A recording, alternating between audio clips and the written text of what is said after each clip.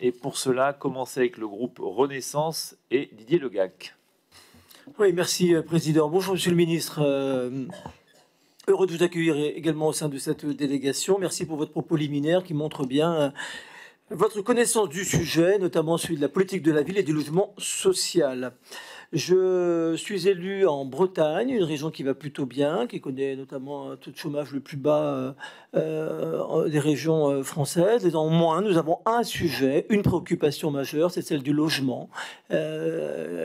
Sujet qui est devenu encore plus criant depuis la crise du Covid, une question qui est transversale, qui touche toutes les catégories, les locations qui sont introuvables, un problème d'offre, un problème également de logement ancien complètement inabordable, qui touche les jeunes, les moins jeunes, les étudiants, les jeunes salariés aussi qui ne trouvent pas à se loger. Donc des outils existent, c'est pour ça, et je voulais vous interroger sur ces outils, vous les connaissez, notamment la limitation de l'hébergement touristique, puisque chez nous, nous avons une forte pression sur le littoral et puis sur les offres saisonnières.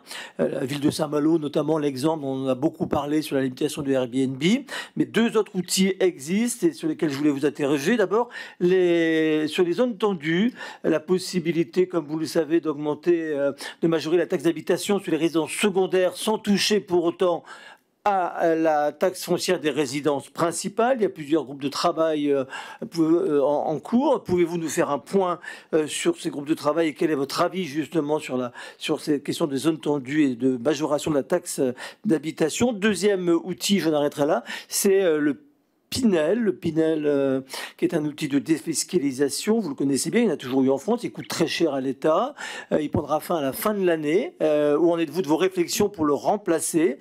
Et si j'en parle, c'est parce que justement, et pour faire écho à votre dossier sur la décentralisation, à votre question sur la décentralisation, nous avions en Bretagne appliqué un Pinel breton qui fonctionnait bien, et nous avons choisi nous-mêmes le zonage dans lequel nous voulions l'installer.